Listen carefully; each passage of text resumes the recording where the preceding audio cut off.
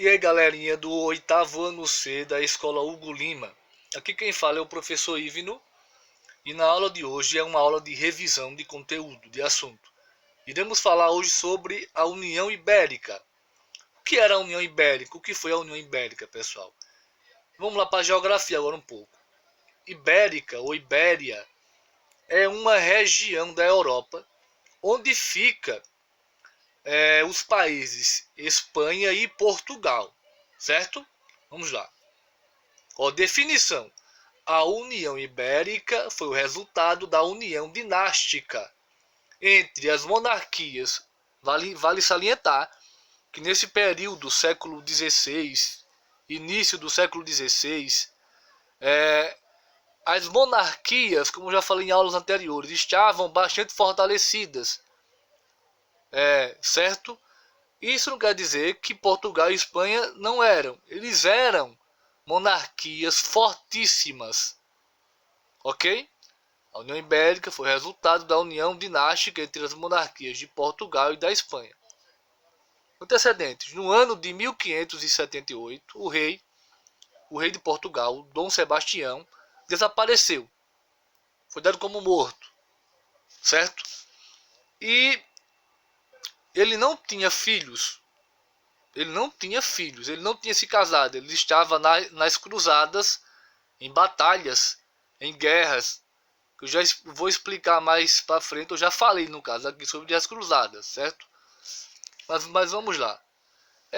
Ele acabou falecendo. Não deixou filhos. Não tinha uma linha sucessória para suceder ao trono. Pois bem, acabou tendo lá em Portugal algumas divergências políticas. Quem vai assumir o trono? Não tem ninguém para assumir.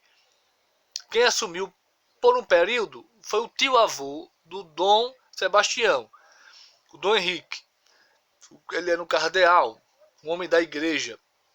O seu tio-avô assumiu, mas ele estava muito idoso já.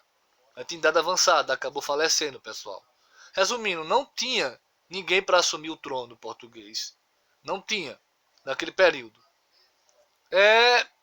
Imediatamente, Felipe II, rei da Espanha, e neto do falecido rei português Dom Manuel, se candidatou a assumir a vaga. Assumir a vaga de rei, no caso, assumir o trono português. O trono dos dois países. Por isso que é a União Ibérica. Porque o rei Felipe II, da Espanha, assumiu os dois tronos, os dois reinos, português e espanhol. Ele chegou, para alcançar o poder, ele chegou a ameaçar os portugueses com seus exércitos para tomar o trono. Com sua vitória, deu-se o estabelecimento da União Ibérica. Houve uma pequena batalha, uma pequena guerra, que o rei Felipe II, mais fortalecido, com um exército mais numeroso, mais bem estabelecido, acabou ganhando essa pequena guerra e assumiu o trono português, certo? Resumindo, ele agora era rei de Portugal e da Espanha, pessoal. Vamos lá. Criou-se o Conselho de Portugal, no qual 6 portugueses deveriam levar ao rei os assuntos do reino.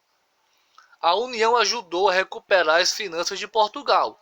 Por um lado, foi bom para os portugueses, que estavam financeiramente, devido às suas expedições para a América, para a África, estavam com os cofres vazios. A União Ibérica acabou ajudando as finanças de Portugal, que foram gastas em conflitos militares também, certo? O rei permitiu que Portugal mantivesse sua autonomia civil, militar e eclesiástica, certo?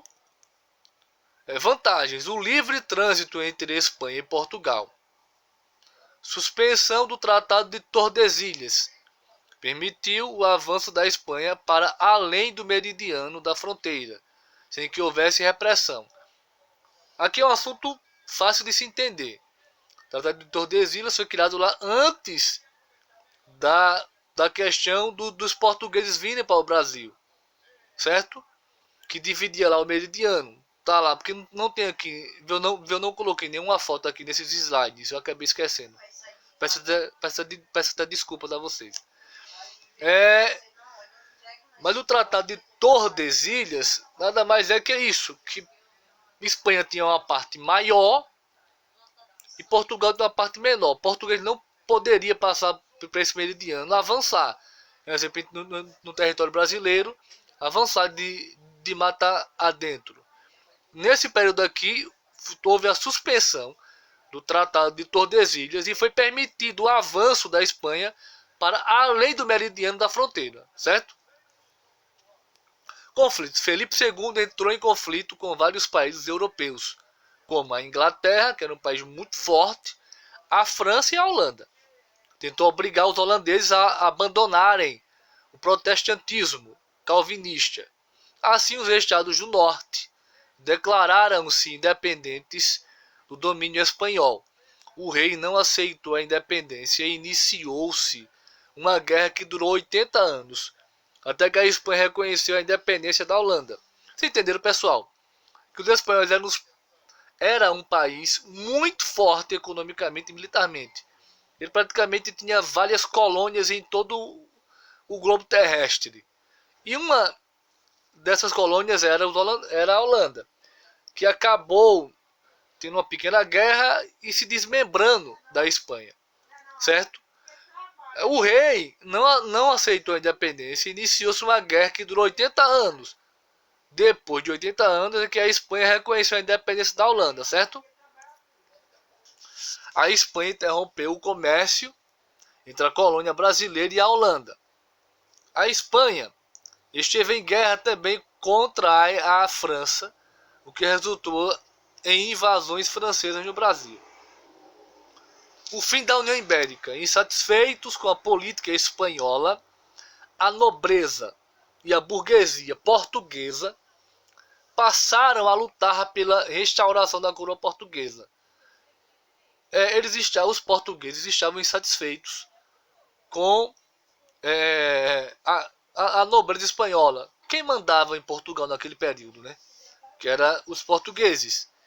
Com isso, eles fizeram uma pequena união, conversaram entre si, e pegaram armas e lutaram pela restauração da coroa portuguesa. Em 1640, Dom João IV é nomeado rei de Portugal. Mas houve uma guerra, uma pequena batalha. Há uma guerra contra a Espanha e os portugueses contaram com o apoio da Inglaterra. Se não fosse o apoio da Inglaterra, pessoal, os portugueses não teriam ganhado essa guerra contra os espanhóis, viu? Porque os espanhóis eram mais numerosos no seu exército e tinham mais armas. Já os portugueses estavam sendo dominados por eles. Eles estavam enfraquecidos economicamente, certo? Após a restauração do país, Dom João IV cria o Conselho Ultramarino, que tinha como objetivo era intensificar o controle sobre as riquezas coloniais que Portugal ainda possuía. Muitos colonos não aceitaram a restauração. Os paulistas queriam que São Paulo se tornasse um reino independente, tanto do Brasil quanto de Portugal, mas não conseguiram a independência. Certo? Pessoal, espero que eu tenha ajudado vocês em alguma coisa, certo? Espero vocês na próxima aula nossa. Tchau.